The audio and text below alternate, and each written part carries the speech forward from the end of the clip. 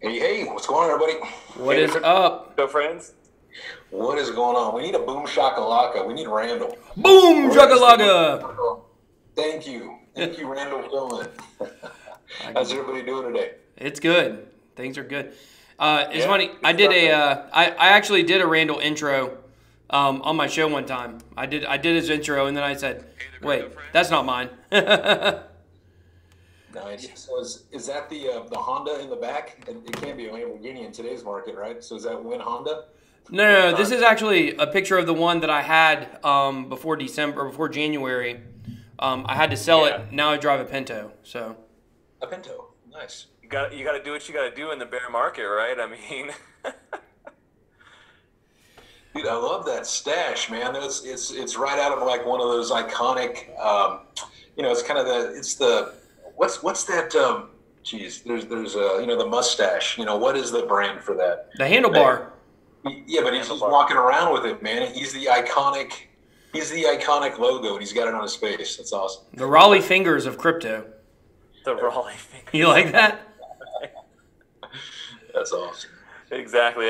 Some people liken it more to like dastardly villain type. Oh my gosh, you from like do.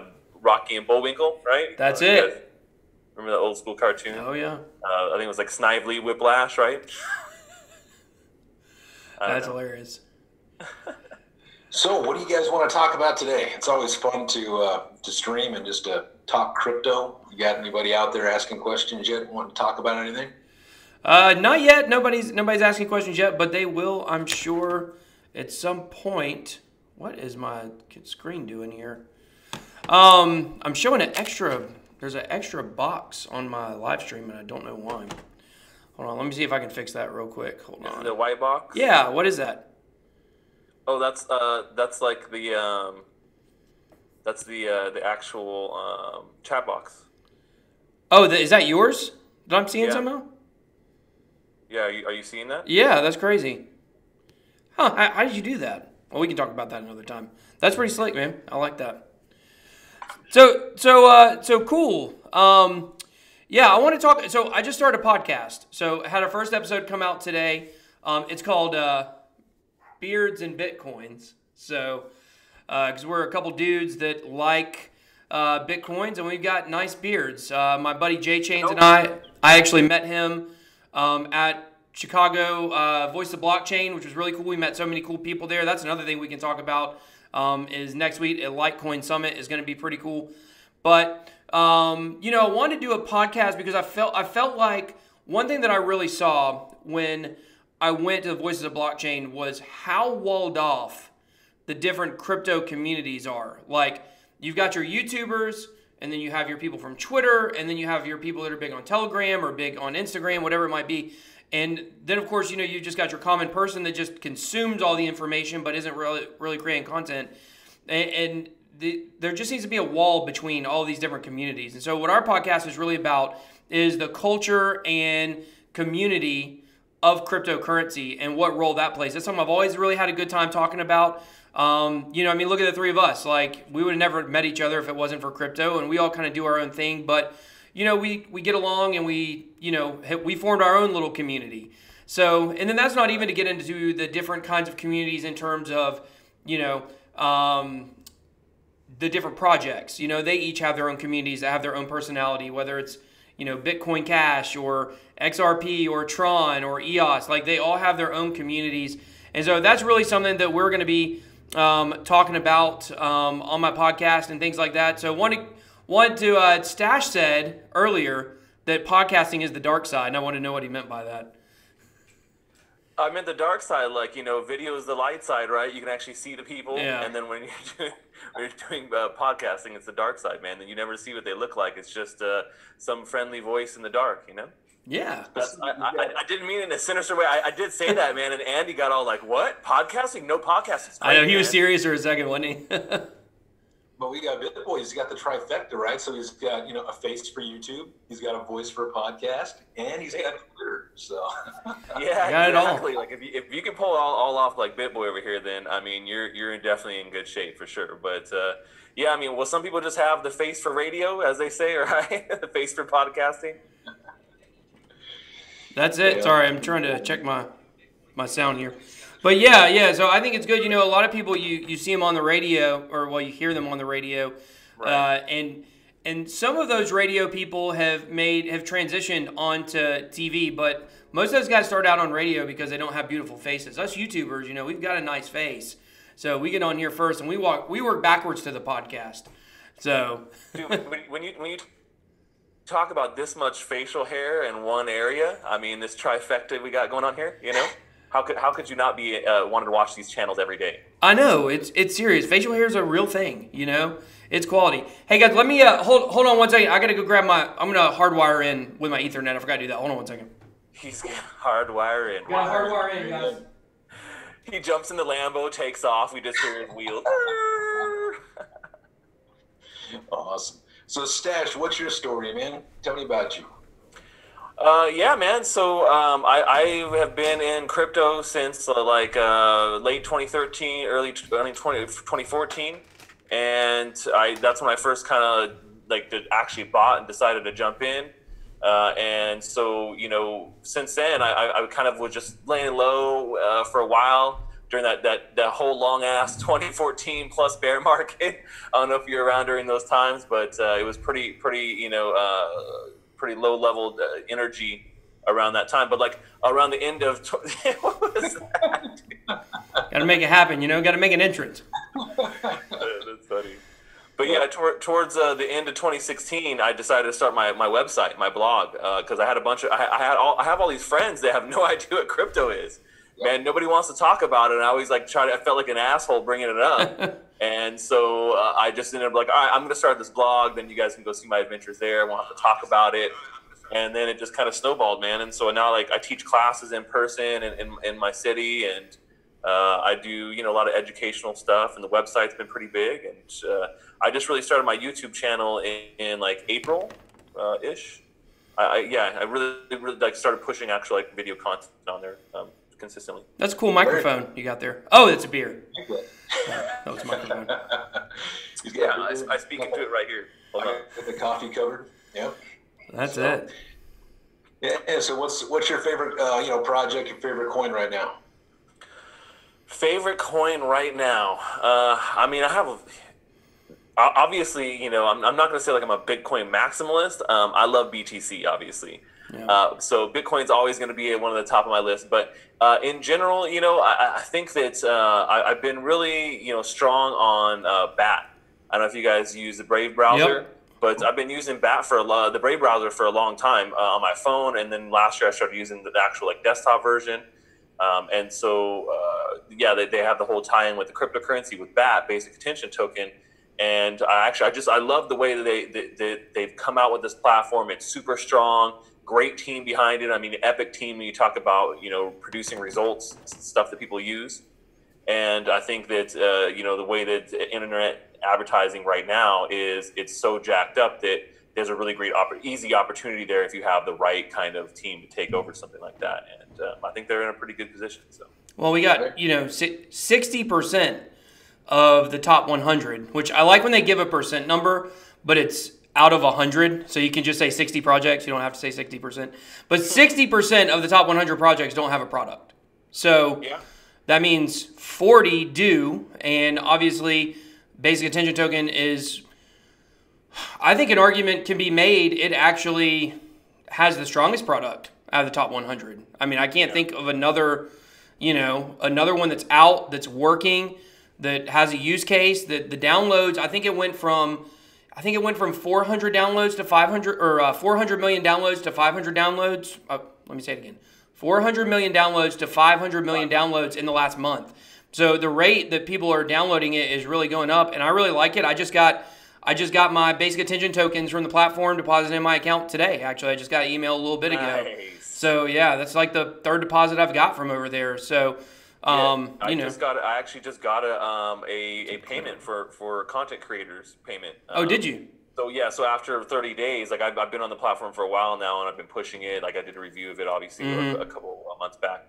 But I just got an email today where it was like, hey, here's your like. It's not much, man. I mean, I made like 7 BAT tokens. It's like $1.50 or something. Yeah. So it's not really like a ton of money, but hey, I'll take but it's that money. BAT, you yeah. know? At least somebody out there is using the platform, and then I actually see that it's actually working. Someone supported me by coming to my website and visiting my YouTube, and it's cool. I like it. Yeah, there's definitely not a lot of projects out there that have a working product. Steemit, of course, Bitcoin. Oh yeah, Steemit's great, man. That's one of my favorite working product. Steemit. It just has a long way to go before I it's hate a it. Facebook. I'm a Steemit hater. Yeah, it's still clunky and it's hard to use, but I think anything that's Dan Larimer associated, I'm not a fan of. Oh, BitBoy's a hater of Steemit, huh? Well, yeah, I mean, I just got to the point where look at his track record. Look at BitShares, look at Steemit, and look at EOS. They're all a mess. Every single one of them. He gets credit for being some kind of genius, and I know he's smart, and I know there are people that are like, disciples. Our boy Crypto Brecky, he loves him. But for me personally, it's all a mess. And people I know that know about the development side of EOS say that thing is a ticking time bomb. And a lot of people say, oh, well, the reason Steemit isn't doing good is because Dan Larimer left. I'm like, no, I don't know. What's he done that's good? He's innovative in ideas and potential, but in terms of, I think that when you have 2 projects like that are stable, that are being used by people, you gotta give credit, like at least for something like that in this space where most people are just like, here's a white paper, read it, it's really great. What else you got? No, that's it. We're just a white paper dreaming. Well, I agree with you, but he leaves projects before they have a chance to really develop into like the potential. The potential of what Steemit could be. So when people talk about like, oh, I like Steemit, it's so cool, they're not talking about what it is right now. They're not. They're talking about the potential, not even really of what it could be, but the potential of what it was supposed to be.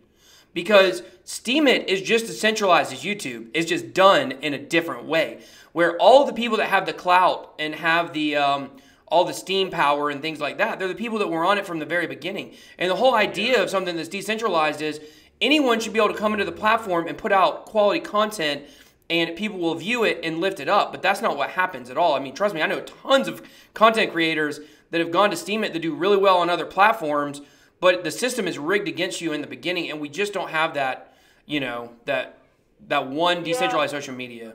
I mean, you're definitely right on that. I mean, people who are on the platform in the get-go, they definitely have an advantage. I don't know when you guys got on Steemit, but I got on about like June of last year, or I guess a little bit earlier this time last year. And I'm not gonna lie, like I don't post a ton on that platform. I just do the articles and things I have, but I definitely see people who, are posting a lot. Like there's this one dude on there.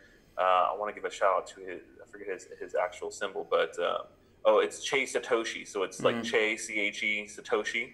I've seen this guy, like when I first got on the platform, he's one of the first people I kind of met on there. And, we started both out as basically like minnows on the platform. And then he's been posting and posting. He outpaced me. I mean, I'm at like 53, I think, reputation, and he's gotten into like the mid 60s now.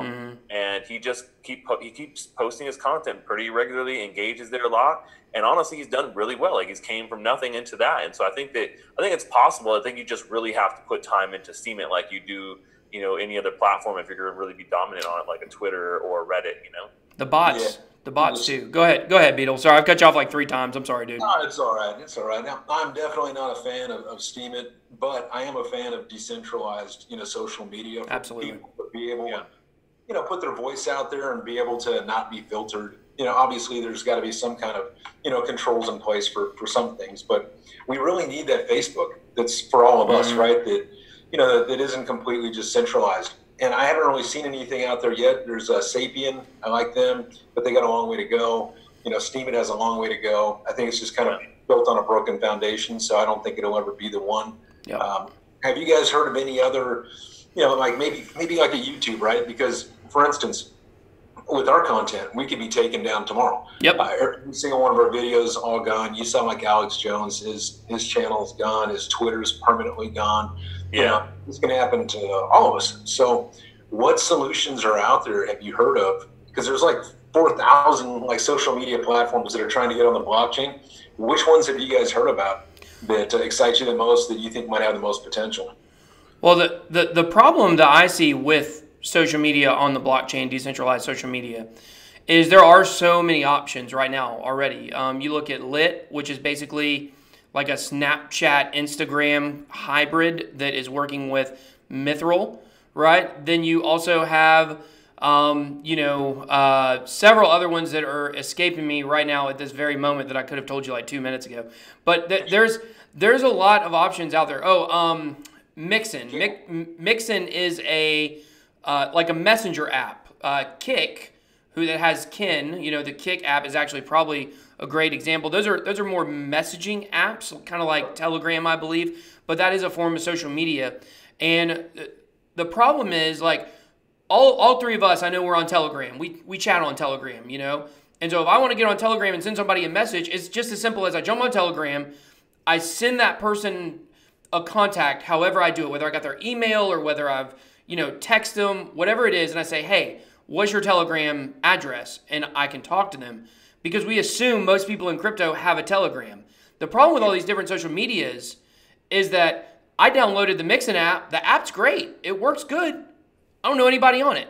Like, how can I have a social media that's decentralized that's working unless I have people to communicate with? And so that's where I stand right now. We don't have the silver bullet yet with I honestly don't think the platform has been invented yet. I don't think it's been created yet, the one that is going to rise up. And it may be one that's able to rise up and tie in all these different social medias, kind of like we talk about blockchains and interoperability. Maybe there will be some kind of social media interoperability where, you can chat with somebody on Facebook from Twitter, something like that would be kind of cool.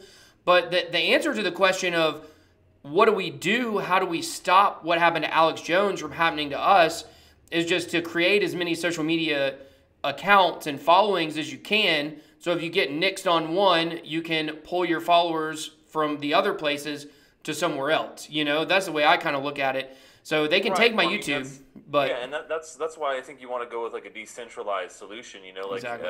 You're right. There's not a really great one out there. Steemit, I think, is one of the better ones, right? People are actually using it. Maybe not every friend is on there, but it's one of the more front runners. It does need polish.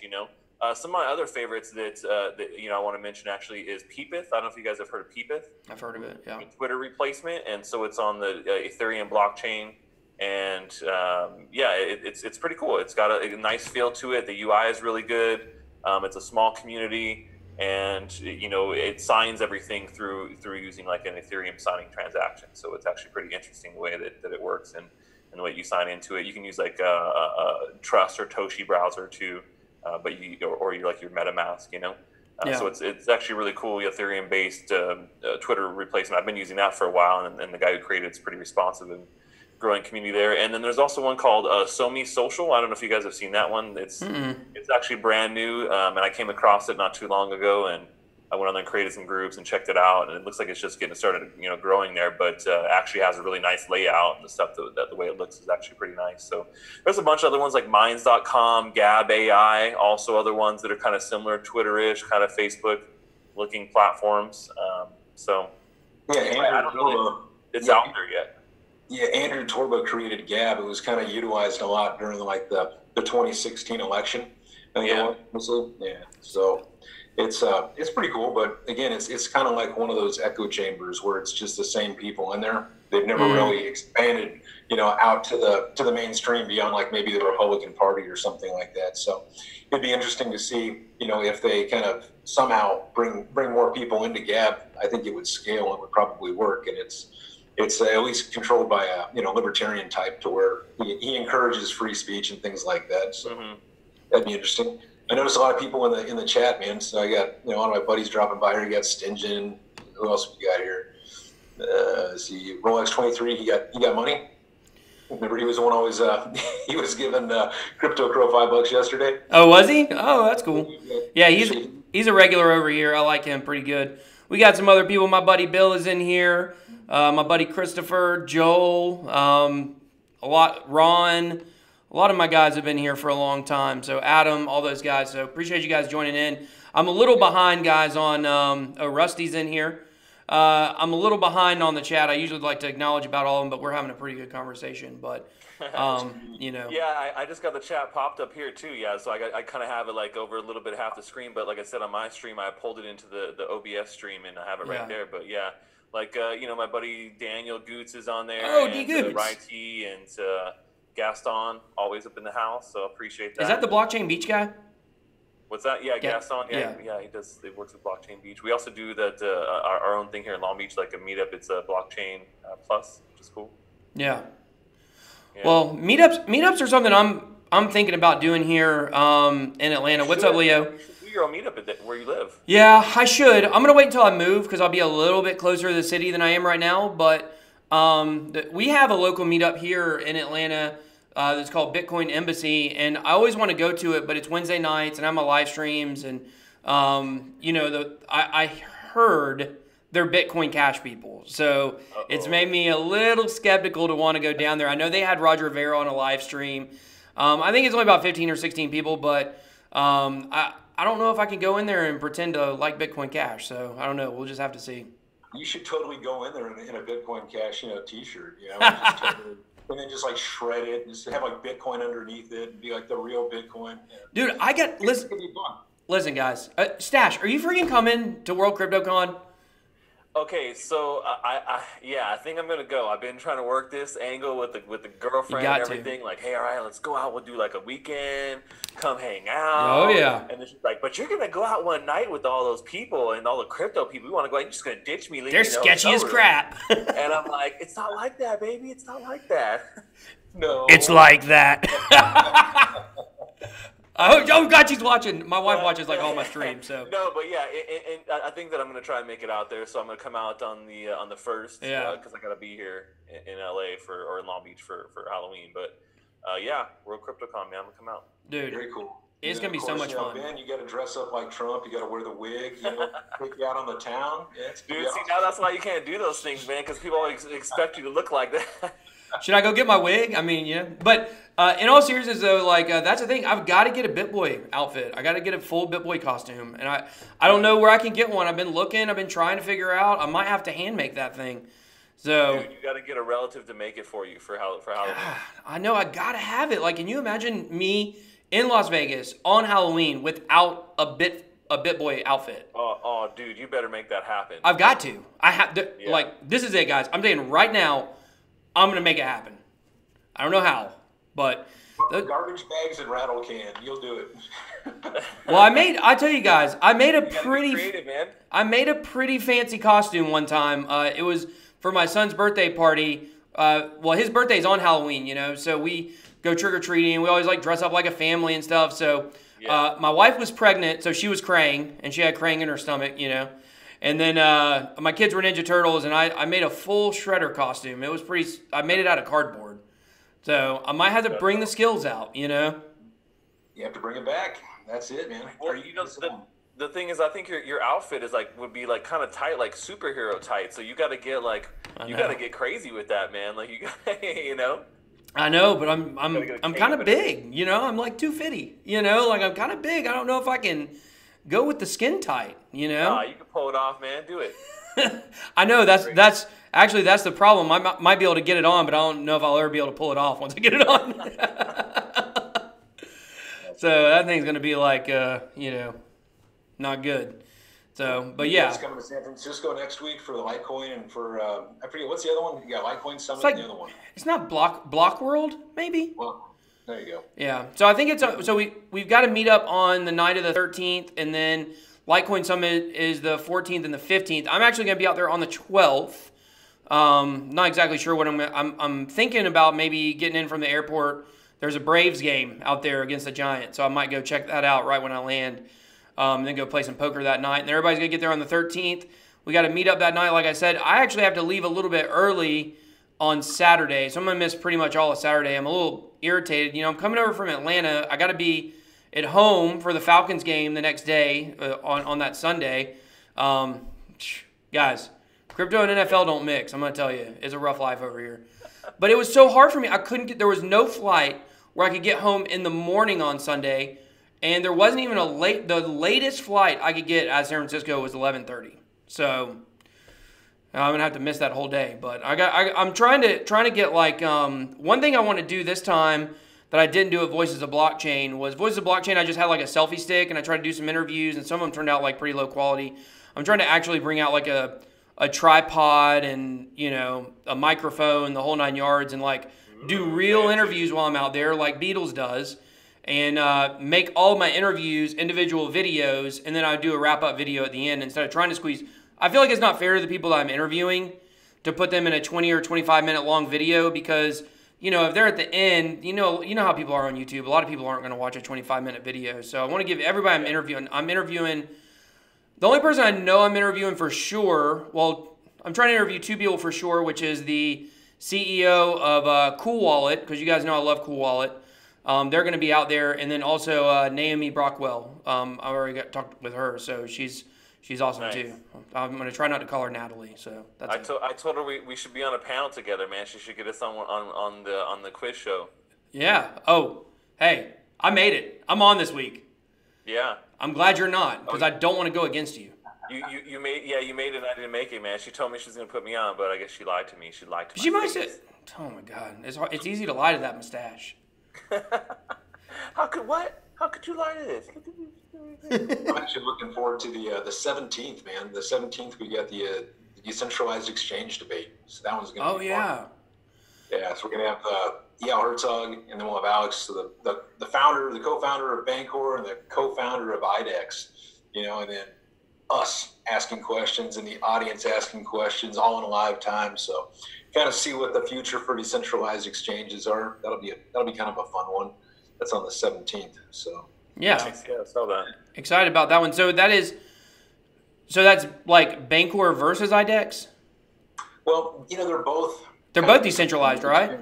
Yeah. So more like it's the community, asking them the tough questions. And, kind of them in defense of what they're doing and how they see their technology evolving and all that kind of stuff. Yeah.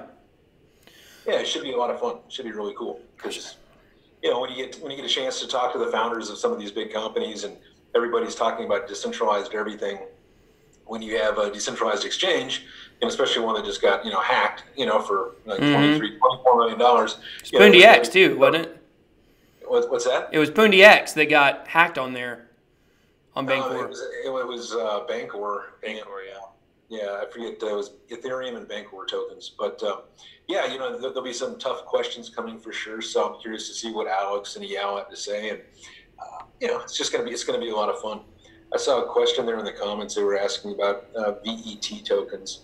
We'll add that to the wallet and everything that's staked, everything that's on our wallet, you guys will actually get the tokens or coins for. So anything that's on our wallet, they keep the private keys. They keep all the tokens. Somebody commented and they said they love that I sway. I sway back and forth. You standing up too? I'm standing up. Yeah. Are you standing? Yeah, I got a sit-stand desk. So yeah, this way. I want one. I'm actually on. Hold on, guys. I'll actually show you my setup. It'll be really crazy. Let's see here. And there it is. No, still see Lambo. How do you see Lambo? Oh my gosh, guys. I think I've got my wrong camera turned on. Yeah. Oh my gosh, that's so crazy. Is it not plugged in? Oh, I'm on my FaceTime camera. That's why my quality is not good. Okay. It's quite right. But no, I can't sit down, man. I have to have a sit-stand desk, and it's always in stand mode. So, yeah, that's the only time I sit down. There we go. I'm going to take a nap, go to sleep. Okay, now I can show you that. I'm sitting down like all day, man. I'm in my computer chair, my gamer chair, Look at that. Look how ghetto that is. Yeah. Look, here's my desk. Here's my desk. That's a janky, I told you I'm so good. I'm so good at doing stuff busted. I just didn't have any. See, because this is what you guys have to understand, okay? You have to understand that we're moving. Stand, baby. Sit to stand. Yeah, you got to understand that we're moving, okay? So I've got like all of my possessions down in my garage. Like as soon as we sell the house, that way we just load everything up on the truck. Like we can be moved in, one day very easily. So I just ran out of stuff. So I had to work with what I got. I had a printer, some paper, a laundry basket, and a desk. So this is the operation right here, guys. It's real sketchy. But tape holding everything together. Hey, that's it. I'm really good at making things barely work. So that's my thing. But I'm glad I got my regular camera. My face looks so much better. But the thing about having a long beard, though, is you can see my green screen through my beard. You guys see it? Yeah. That's so crazy. Well, anyways. Like a green beard. Yeah, the green beard. It's St. Patrick's Day early. But I want to talk about what my favorite project is right now. Let's see. This guy said very professional. It is very, very professional. So It's incredible. yeah. Behind the scenes magic. I think my favorite project right now is Ontology. I'm loving what Ontology is doing. It obviously before we had this last little dip here, it was on a tear, and Beatles is the one that converted me on that. Converted me to Ontology over Neo. So, what are you pointing at? Can you hold on a second here? What are you pointing at, bro? If you see your channel on YouTube, you're right here in my window. Oh, am I? So I'm messing with you right now. Oh. So Beatles was the one that converted me on that, and I'm a strong believer now at this point that Ontology may pass Neo if we can get on a little good run there. So that's one that I'm really bullish on right now, and not bullish on Neo at all. Did you guys see the story about that Neo whiffed at buying BitTorrent? No. Yeah. Yeah, I saw that. Yeah. So Tron. Yeah, Tron's Tron. awesome, man. I love Tron. I mean, I gotta say, man, they may not keep have plugging much of a away. product from what I've seen, but dude, they did a great job with acquiring BitTorrent. They do a really good job promoting, so that goes a long way for a lot of people. If you know marketing, that can be make or break. Even if you have not the strongest product, you could have a really I great. don't know. They've got they've just launched their mainnet. They have their virtual machine that kind of solves some of the interoperability issues launching in the next, couple weeks. They've like if you're on Telegram, man, people are basically sending each other Tron tokens, and they've got so much cool stuff. And Justin's always just announcing new partnerships every single week. So it's one of those projects that I've watched for a long time, and I'm kind of a fan of. With Neo and Ontology, I've always liked Ontology better. I've never, even when Neo first started, I never really, I invested in it. Don't get me wrong, but as soon as I saw Da Hong Fei, when he starts going over to Ontology, and all the programmers from Ontology are using Neo code, it's like all the stuff they're trying to fix. They're like, okay, one's going to be business facing, one's consumer facing. I'm like, no, if you're fixing the code and you're making basically this awesome chain, why would you go back to the old one? So I definitely think Ontology, you're definitely on target there. I think that's a solid one. It's definitely in my top 3 or 5. Yeah. For sure.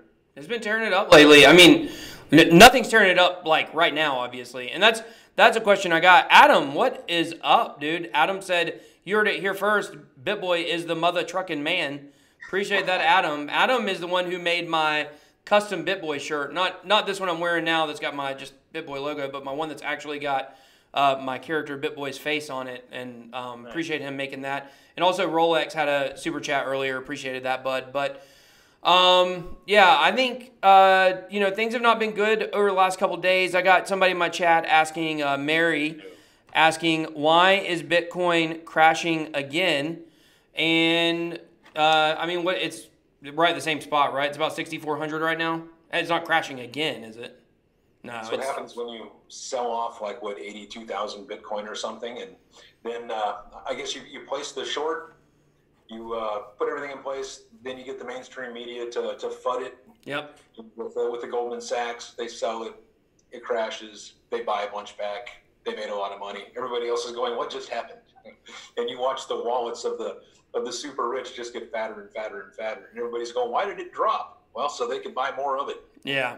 Yeah. That's it. And if a lot of people have been saying, that Bitcoin's going to go to 3,000. Now, those voices have gotten much, much quieter over the last probably month.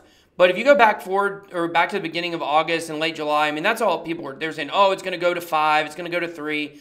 And I think the little mining theory about it can't go far under 6,000 is kind of bearing to be true. We have not seen it dip under 6,000 for more than 18 hours. That was the longest one. It dipped 18 hours down to 58.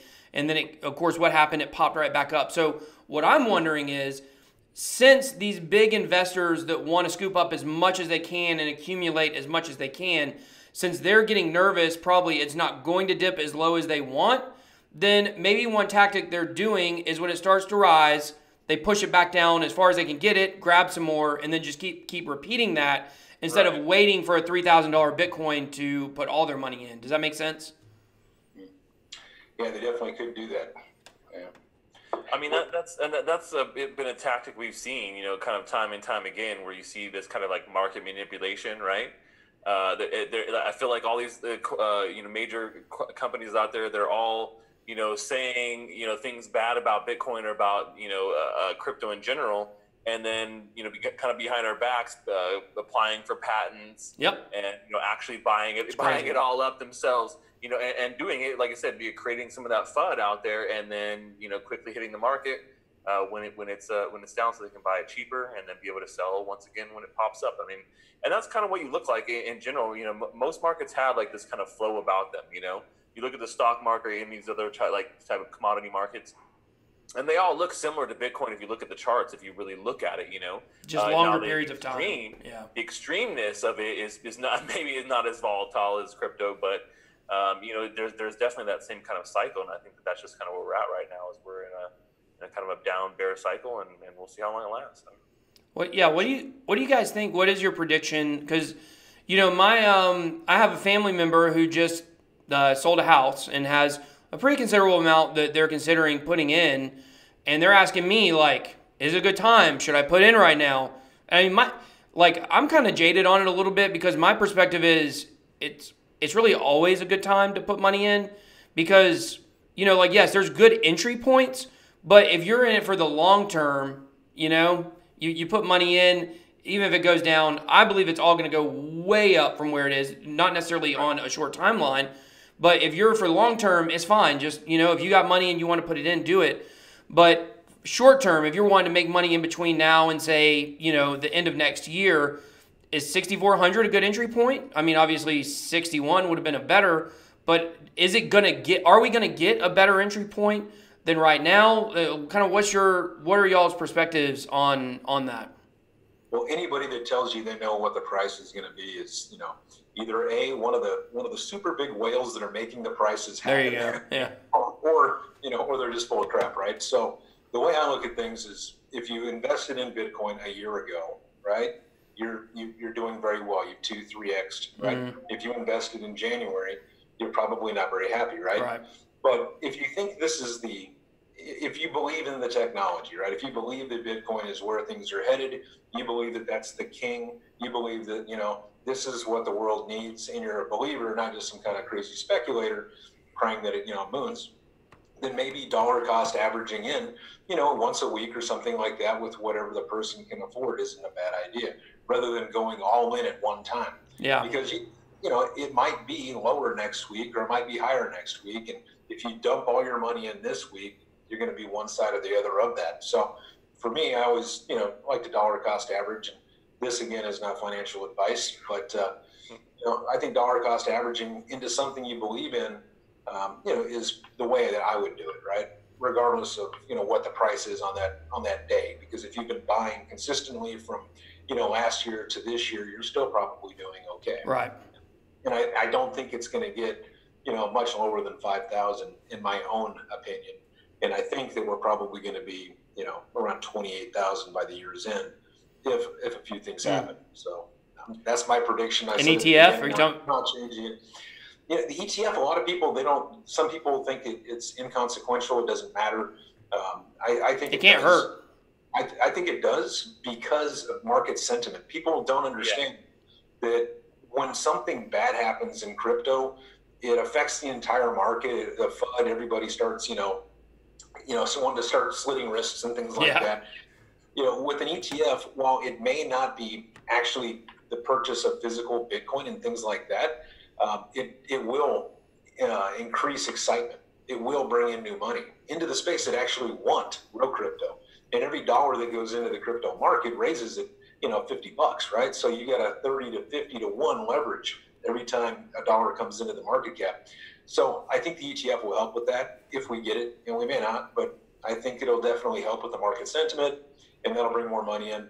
With BACT in November, that right there is, again, it's maybe not the exact physical purchase of Bitcoin and things like that, or direct, purchase. It's good enough. It'll bring in people that will. Mm-hmm. And so every dollar that comes in raises it $30 to $50. So I think that it's still not out of the question to be in the $20,000 range by the end of the year if a couple things happen. If they don't, well, then I was wrong. But again, it's just my guess. That's all it is. It's not like I got a crystal ball or a time machine or a future machine where I went into the future, saw it, came back. All right, guys, 28,312. Yeah, it's like I know exactly what it's going to be.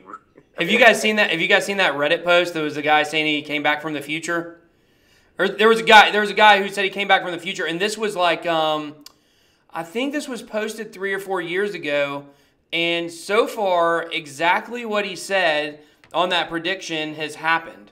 And basically, it was predicting, it predicted the $10,000, $20,000 Bitcoin, and then it was predicting basically every 2 years after this, it goes up. Like at the end of 2019, it'll be at 100K, and then it'll be at 1 million by the end of 4 or 5 years. But I know it's crazy, right? This guy says he's coming back from the future. But so far, everything he said in the post from a few years ago has happened exactly the timeline. I don't know if any of you guys have seen that. It's pretty funny. You can probably Google it and find it. Do you have any of those auto-inflate kicks? No, he did have a hoverboard, though. You with the auto-inflate kicks where you just hit the button and just auto-inflates around your foot? Yeah. They're actually cooler than that. They inflate all the way up over your whole body now. So just encases you in there. Yeah. But I think protective crypto suit. But I think Beatles, I understand what you're saying. We don't know the future, obviously, but that's why I like to ask as many people as I can, because we all come from different places. Like Stash, for instance. Stash, he knows a lot about the development and the tech and a lot of stuff that he talks about. And if you're in the Bit Squad and you're not subscribed to either of these guys' channels, go make sure that you guys do that. These are people that I like, for sure. So, but, Stash is involved. He likes talking about smaller projects, things that are unique. I really like that perspective.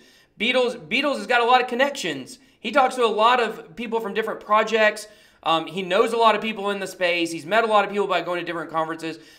Obviously, you've got your own project, so you're on that side also. And so I like getting everybody's perspective because, right, it's just like poker. I look at all this like poker. In poker, you try to get as much information as you can about every hand. Now, you may have what you believe to be all of the information, and you can still make a right decision and lose, or you can still make a wrong decision. So it's all about just gathering as much as we can, trying to figure out where the markets might possibly go, so we can all do what's best for our own selves, what's best for what's best for our own portfolios. So that's why I really like. None of us know the future, but it's good to know everybody's outlook. TA people will tell you something totally different. So, but what do you think, Stash? What do you see happening?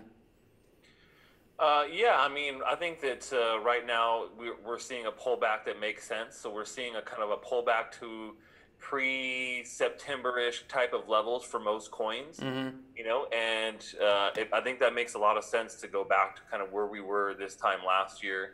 And like I said, it's just those types of things. That was a really big event, I think, because last year was the first time we really saw like this mainstream fervor.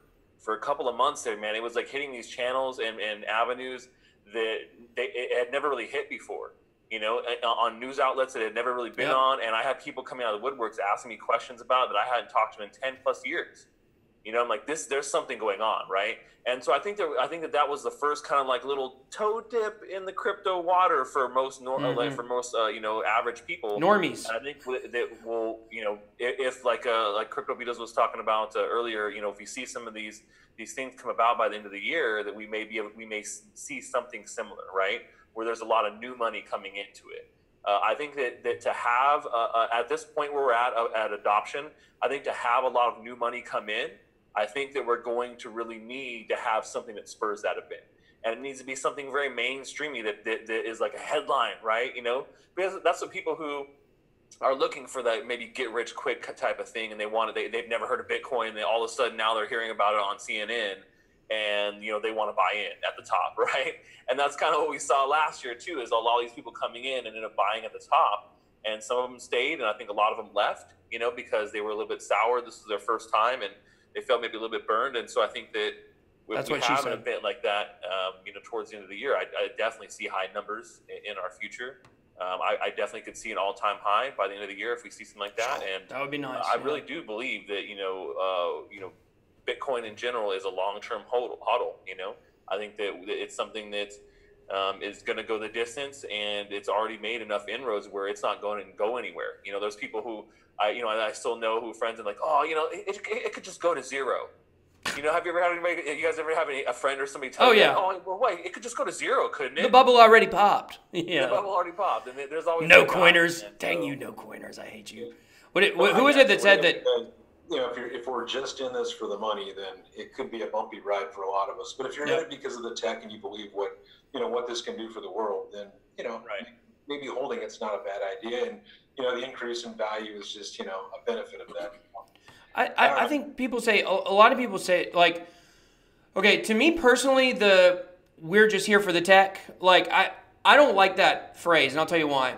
I'm not saying anything against what you just said. I just mean in general, like, I think what's more important is we're here for the movement.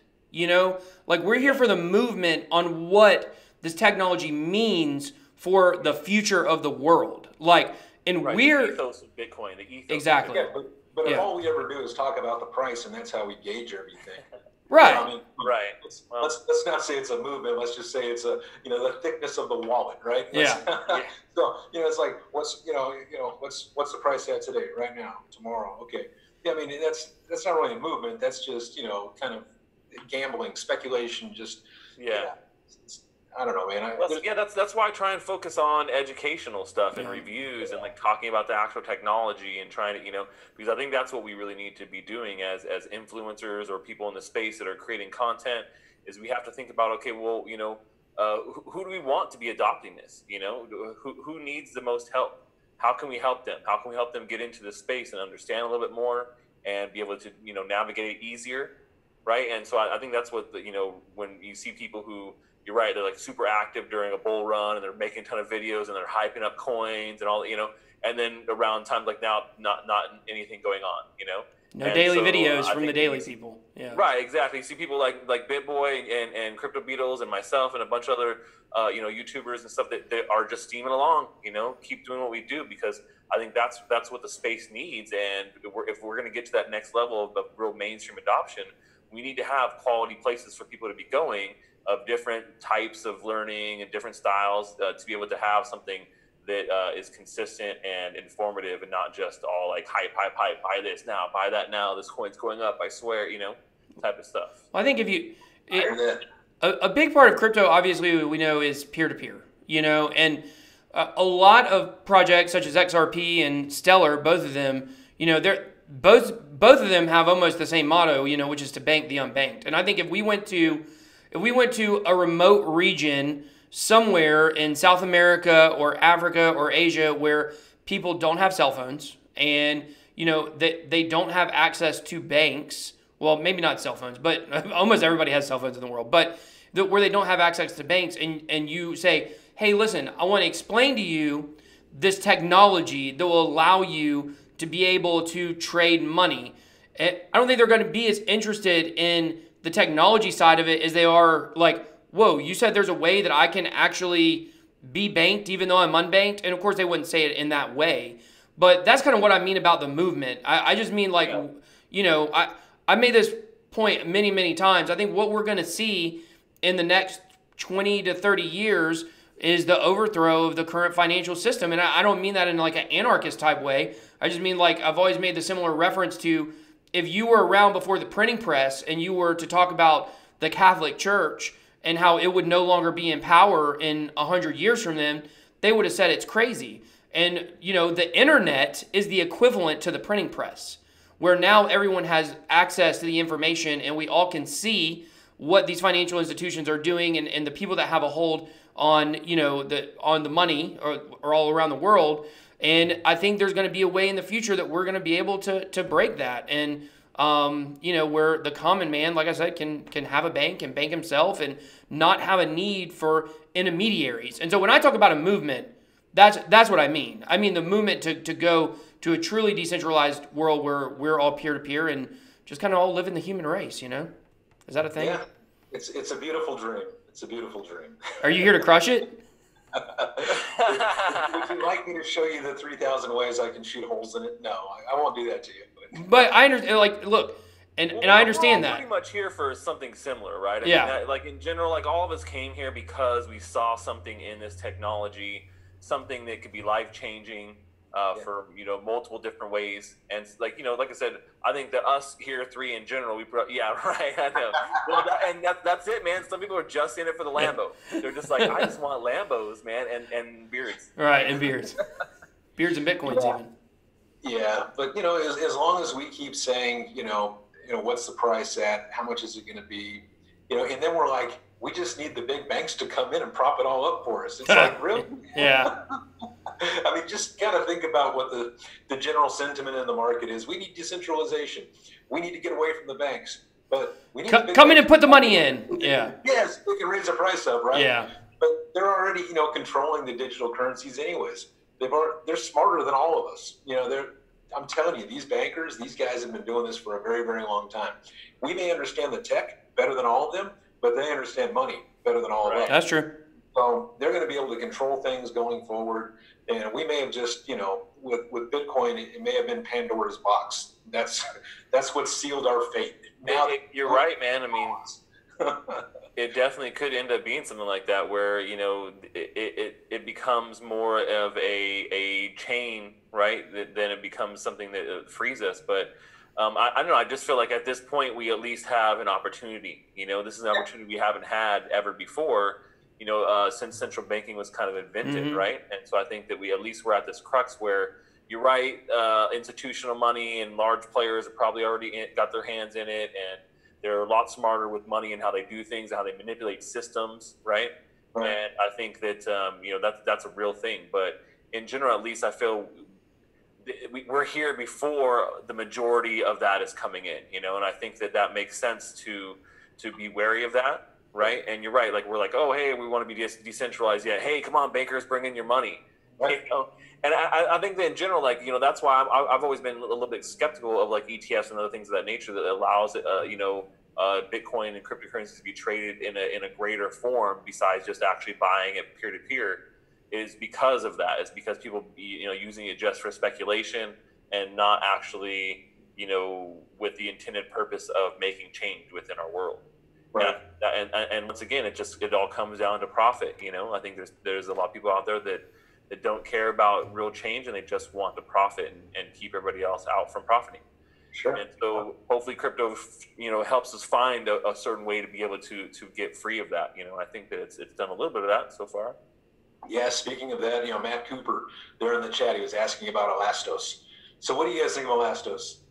Talking about, the tech, right? So, it's kind of like the blockchain powered internet. What do you guys think of Elastos for Matt? And what do you guys think of the mining that they have set up? Are you guys familiar with like the merge mining? I'm not sure. I'm not familiar with the mining, but I am pretty familiar with, mining just isn't my thing in general. It's, there's two things on my channel I feel like I really want to get into more that I don't do any of. One is TA and then one is mining. But Elastos is a company that's been around for a long time. It's been around for, longer than blockchain. It's actually, 16 years old, I believe.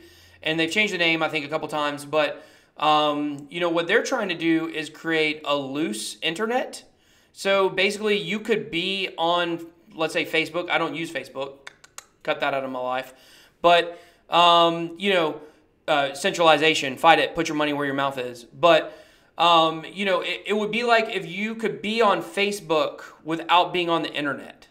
That's basically what they're trying to do. Like, if you go to a Starbucks and you use their Wi-Fi and you have your cell phone out and you are on their Wi-Fi and you're on Facebook, there are people that can hack your phone from across the room because you're connected through that Wi-Fi. And so that's something Elastos is trying to get around.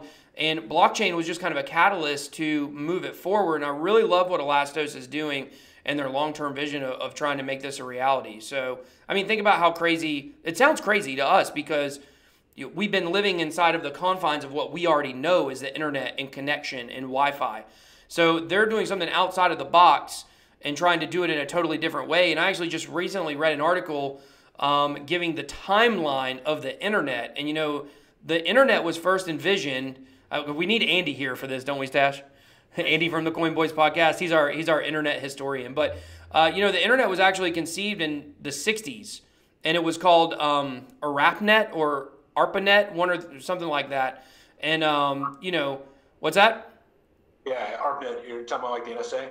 Yeah, ARPANET. So it was conceived in the '60s, and so who could have possibly imagined it would be where it is now? And so, Elastos has conceived some kind of vision for some kind of network that we can't really see or touch right now or understand what it's going to look like. But, I'm very bullish on that project. I like what they're doing for sure. So what about you, Stash? Piper. I will be perfectly honest. I don't know anything about that project.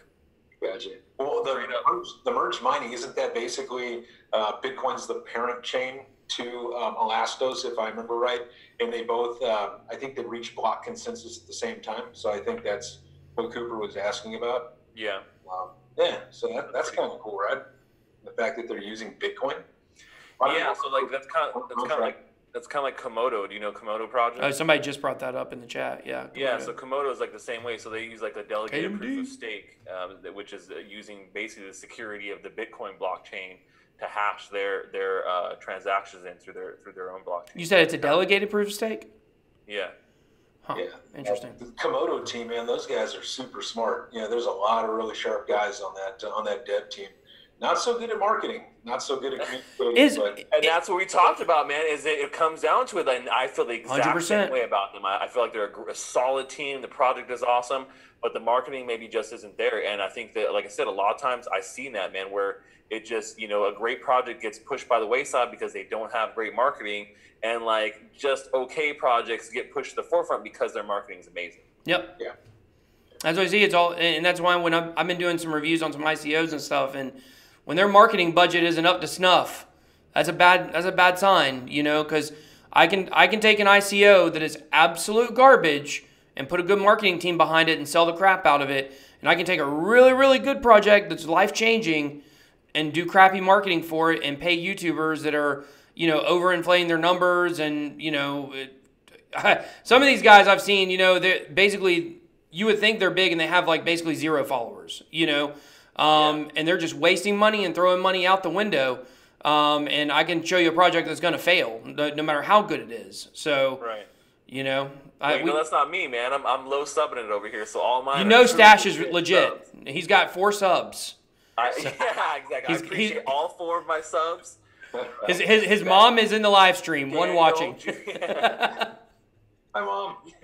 Yeah, my mom. She's she's sub number 5. I don't know if I can count my mom. You got me. You got Ben. You got your mom. Who else?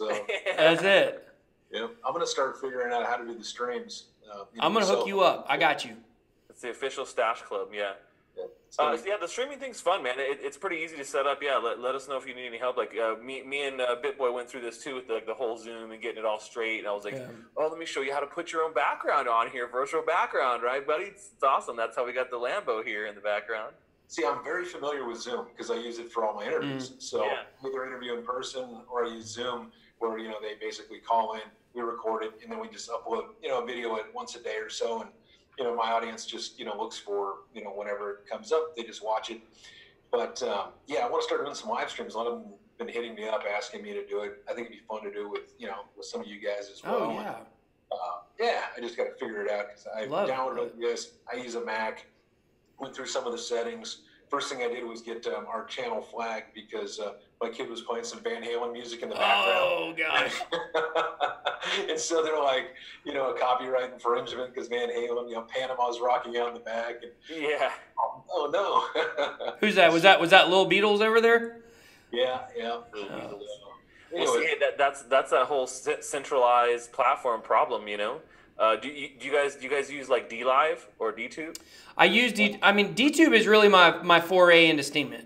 I was uploading on there for a while, and I just wasn't making any traction. And I started figuring out like everybody's using bots over there and different stuff. So, and it's really frustrating when you try to upload a video and it takes 30 minutes and then it gives you an error and you got to read. No, and that's exactly what I ran into too. So I switched over to DLive. So I heard DLive is better. YouTube and DLive, and I was kind of trying to see which one I felt like was better. And then I started getting the same thing on DTube, where there's a little bit of problems uploading. and there was just like error messages. It would take forever, and it doesn't seem like things. But DLive, man, I feel like they've actually really done a good job, and I've been uploading my stuff there, and the team's really responsive. I might have to check it out. It actually works really fast. Like it uploads good. I've never had any problems there. So if you guys do check out DLive. Yeah, I'll check it out for sure. I know that the kid, he was using DTube, uploading the videos there, but exactly what you said, it would take 30 minutes, 45 minutes, and then you'd get an error. Yeah, it's frustrating. And so I was like, yeah, forget it, And I think and with that platform, the exact same way that Steemit is, like, when we're still at a place when you click on an action on a website and it takes 9 seconds for it to do anything, the mass adoption is not coming. And that's why I think with all those platforms, that's why I don't, you feel like you're going backwards on the internet, where you're going back to AOL 1996. Dial-up. Yeah, we're going back to dial-up, basically, when you got. That's how I'm talking to you guys. You didn't hear the fax machine? But you guys remember when you used to have a picture that would download and it would start at the top of the screen and then it would go boop, boop, to tell you when you're getting online. Yeah. It's like, give you a thumbs up. Yeah. Those were iconic times, though. I mean, it's really cool that we were alive during that time. I'm actually, Stash, how old are you? I'm 37. Okay, 37. I know Beatles is 30. He's 28, I think. So I know how old Beatles is. But, we kind of fall in this generation. I'm going to take my conscience with me everywhere here now. You see that? Can you guys see that on YouTube? I can't see it on yours. No. Really? Are you guys on, I'm on Ben's channel right now. Oh, you're on my channel? I'm on your channel. And so you are basically right here. Oh, yeah. So, see? Yeah. So what I'm going to do is I'm going to basically take you with me everywhere now. So you're just going to be like my little Jiminy Cricket, right? It's funny. We already have a Jiminy Cricket. That's a long story, though. But, I think that it's really cool for our generation, for us specifically, the three of us, like probably, when you started school, the internet wasn't around. And then by the time you graduated high school, everybody was using it. And you basically almost had to use it at that point. And it's really cool that we were in like this little, juxtaposition of time, if that's the right word for that moment. But a juxtaposition of time where, we basically, the internet matured with us, which is kind of cool. We were around for the beginning of that. I mean, it's the biggest invention in the history of mankind, I believe. I mean, outside of the wheel and the pulley system, I guess. Sure. Fire, internet. Well, yeah, when you talk about information, I mean, I think that's kind of where we're at. Is I think the internet was one of those things where, it's the next evolution of information transfer among humans, right? So when we got the book or printing press, that was a huge jump forward, right? And as far as knowledge being spread throughout humankind, and then before that, we did things where it was more, told through storytelling, right? Through that kind of stuff. And so you kind of see this evolution of how we pass information back and forth. And we've got to this point where, the internet has become this amazing, easy to use, lightning quick tool that everyone has. And then we're entering the kind of blockchain era where it's like a refining that, right? Yep. So it's taking what we've already been doing it and doing it in a manner that is, more open, more transparent, more fair, and can be mathematically proven. And can't be censored if you don't want to be censored, which I think is one of the biggest sellers of Bitcoin and cryptocurrency in general, in my opinion. Is not being able to, because like I have my bank account frozen like last year for crypto, for buying crypto, one purchase from Coinbase, and so getting your bank account frozen, man, is not fun. No, that's crazy. Can't do that with Bitcoin though. They can't freeze your Bitcoin, so. Yeah, that's what I've been hearing a lot of stories about people's bank accounts even recently. A buddy of mine on Instagram told me that. They stole or they closed his account completely, and somehow Wells Fargo worked with Coinbase and sold off all of his coins. So, yeah, it's a crazy story. He said, listen, what I'm telling you is 100% legit. He gave me the whole conversation, everything that happened, and it was very, very sketchy, and it makes me, I don't have $1 million in Bitcoin, you know what I mean? But if I did, or even $100,000, I wouldn't take it out right now. I'm too scared the bank would take it. Or maybe do it in small amounts at a time. But the banks definitely make me very nervous. But I'm not in it because I eventually want to cash out. I mean, definitely, you want to cash out some. But for the most part, I'm in. Rich. I want to be crypto rich, right? Exactly. So, so you're like eating ramen still because you don't want to cash out any of your 100%. crypto. So you're just like, nah, man, I'm just gonna keep eating ramen, dude. I'm never selling my Bitcoins. You guys want to hear something funny? I had actually not eaten ramen in probably 10 or 12 years, but since everybody on crypto Twitter started talking about it, like I went and bought me a case. So I want to suffer, So I've been making my kids eat it too. I must experience what the masses are experiencing. Exactly. If crypto Twitter's talking, if they're about it, I want to be about it. You know what I mean? So. Funny. It's funny, and if you ever need to sell your Bitcoin, you can always do that on Craigslist. You'll meet some guy in a dark parking lot or a dark alley, and he'll be happy to help you, facilitate the trade at any time. Don't worry, there's always that option for you. Well, it's funny when I first sold my Bitcoins that I bought in 2012. I told the story a couple times on my channel, but I bought in at $13. I should be a billionaire, but I sold out for about $2,500. To somewhere between 2,500 and 3,000. And I found a guy on local Bitcoins. It would have been probably, I think, in like November. It was right before Mt. Gox. So I think that was like November 2013. I was lucky to pull it out when I did. Hey. So, but I went and met a guy, an Asian guy in McDonald's, and got on the McDonald's Wi-Fi, and we exchanged. I gave him the Bitcoin, and he gave me the cash. And I was just like, man, this is so sketchy. But now I'm just thinking do I get a free ice cream with this, or that guy probably is a millionaire or a billionaire, because he told me he was buying up as much as he could, and it was harder to buy back then, obviously. Yeah. So I wish I would have put two and two together. Here's the biggest problem I see with this entire conversation is that we want to go into crypto, and we keep trying to figure out how to go back to fiat. No, I agree. Talking about is how do we get mass adoption of crypto into the merchants so that way we can spend our crypto on physical goods 100%. And services. So that's where our mentality needs to start shifting a little bit. You know what I mean? And fiat is dead. It's not yet, right? Obviously, everybody's still with fiat, but that's what we want eventually, right? Is a digital economy to where our crypto, when it goes up in value, we actually use it on either other cryptos or goods and services. And I think that's where we got to go. That's the mentality we need to make for this to ever work. You know what I mean? No, right. I I'm right there with you, man. I do a piece called Crypto Day with my buddy Rye in San Diego. It's awesome. That's really cool. We go out and so we go out to like different cities and we try and spend Bitcoin for like goods and services. So the last one I just did, it's on my channel. We hit up Long Beach and we hit up Venice. And so we got pizzas and beer at a pizza shop over here, which was great. Got a big ass pizza and salad and a bunch of big ass beers. And then I went and got my hair cut at a barber in Venice, which was cool. And then we went down to the Venice Boardwalk, man. And on the Venice Boardwalk, which I don't know if you've been to Venice before, but like Venice Boardwalk is like a bunch of like crazy vendors and shit.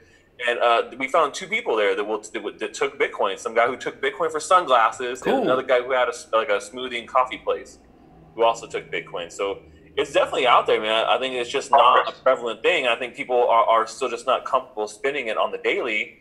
But, like what we found in that latest episode I did, which you can find on my YouTube channel, is that people are actually out there and they will accept it, even if there's maybe not like a big ass sign that says, hey, Bitcoin accepted here. They may still accept it if you ask. Well, I think definitely steps in the right direction. Well, if you bought Bitcoin at $18,000, okay, let's say you bought Bitcoin at $18,000. Let's say you bought 3 of them. So right now you're sitting at not very much money compared to what you had back then. And when you take the amount of money that you put in, and then you think about spending what you have left, and is not worth the same amount as you put it in, you don't want to do that. And I think that's a big issue. So what I've been trying to encourage my audience to do is to have 2 crypto accounts. Have your hodling account, the one that you have as an investment that you want eventually to get your Lambo with, or whatever it is you want to buy. A BitBoy t-shirt, which you can buy for crypto with a request network on my bitboycrypto.com. But have the one that you're investing in, and then have your one you're spending from. And that's what I'm trying to. I'm still trying to find what my best option for spending crypto is. There's Monaco, there's BitPay, there's there's another one that I just looked. Amon is another one, but to my knowledge, those aren't actually. You're still not technically spending your crypto. It's converting it to fiat when you spend it. So, Well, that's why you just got to have like the mobile app, man. That's what I was doing when I went to these places. Yeah. Is I was using Mycelium, actually, mobile app. There's some of the great ones out there too, but that was the one I had already loaded some funds up on, right? And I just was, it was just you're scanning QR codes is all you're doing. So it's more of like a P2P thing versus having to have like a third party interface, which I think is nice. Now they may have a third party interface like a BitPay or something like that, where it's a provider they're working with, but in general, yeah, like a couple of the people we did transactions with, it was just straight to their wallet. So that was pretty cool. Right. Well, hopefully we'll get some stable coins out there so people will start spending those things versus their Bitcoin, right? Because a lot of people have the hodl mentality or the speculator mentality, so they're afraid to spend it because, I spent 40,000 Bitcoin on a pizza, right? At the time, it was a good idea. Today, not so much. So. And I really like pepperoni, so. Yeah. Cool. So you're not a USDT fan? No, not really. There's better things out there, like David Zembeck. He created the PEG. That's a really solid idea. There's Tether. I don't feel that we can trust it enough yet. Yeah. TUSD. I know there's. What else is there? I believe there's is it Terra? I think Terra's coming out. That one's backed by like Binance and a bunch of other people. DAI is the other popular one. Maker also, I think, is one. Yeah, DAI is Maker. Yeah, I mean there's a lot of them out there, but I'm waiting for some one of these bigger companies like Square or Circle or both. Well, I know Circle is supposed to be making their own stable coin. I expect Square will probably do the same. I'd like to see kind of a bigger backed one to trust it a little bit more. Obviously Tether, I don't trust it as far as I can throw it. I don't think we're as in a bad spot with Tether today as I thought we were like maybe 2 months ago or 3 months ago, before they at least had that, semi-audit. It wasn't a full audit, but supposedly people said, the way they got all the money in there to match the Tether dollar for dollar was by all the manipulation they did last year, and they made so much money they were actually able to back it later. So I'm not a fan of True USD either. I don't like the way that it went on Binance and it pumped 30%. If a stable coin can go up 30% on a pump, then guess what it could also do? Go the other way. Not very stable, yeah. It's not very stable. So for me, I don't think the stable coin, like for me, if I'm going to pull my money out of alt right now, I'm just putting it in Bitcoin and letting it sit there. If it goes down, it goes down. But I'd rather do that than put it in one of these sketchy stable coins. So now eventually we do have to have those. I believe that is going to be a must. I don't think the safest option is out there yet. So you mean you're not putting it all in Doge? Well, I put about half of it in Verge, so not for that. Dude, I can't believe Doge is crazy, man. I can't believe they're like in the top 20 or like 21 on CoinMarketCap. Past the RX. That is amazing. I mean, and what it comes down to is it's just active community, super active community of people pushing the hell out of this coin. Market sentiment, an active following. Yeah, very active. They're fun. Like I said, sometimes when you talk about, what makes a project popular or gives it value, I think that's one of the major factors, especially here in crypto, is that if you have a following and good marketing, man, that's a winning project right there. I'm going to Dogecoin next year, definitely. Did you guys see all the pictures? You didn't go, did you, Beatles? I saw the pictures. It looks with the giant moon. It looks so fun. Party, everyone in costumes. It looks fun. It looks. You know what it looked? It looked like a real life Harlem Shake video. You guys remember those Harlem Shake videos? No. You guys don't remember the Harlem Shake LeBron was doing? Look it up. Google it. My audience knows what it is. The Harlem Shake videos where everybody like you'd be there normal and then all of a sudden like everybody would be wearing weird costumes. Go look it up. You'll see it. My audience knows. But Dogecoin looked like a giant Harlem Shake video. Somebody in my chat say you know what I'm talking about, please. But everyone's like, "Nah, man, I don't know what the hell you're talking about." They know. Come on, guys. Somebody say yes. Jeez. Anti-Fed. So a lot of good points in there. Yeah. Will fiat ever get completely eliminated and crypto is the normal currency everyone uses become a reality? Yes. Of course. Yeah, it's not going to happen overnight. Mm-hmm. And just like one of your guys in there said, it would destroy, civilizations if fiat disappeared overnight. Of course, because not everybody has technology or the understanding. But it's something that's going to happen over time. I don't know when. Maybe 5 years, maybe 50 years. Who knows? But that's the way we need to be going, anyways. Yeah. Well, I mean, you look at like you can look at early examples right now. So I think that there's really good examples of like Venezuela, where a fiat currency is so inflated, right? There's hyperinflation, and they're making handbags out of the currency because it's so worthless. Yep. And then, well, what are they using? Well, they're using cryptocurrencies to retain value.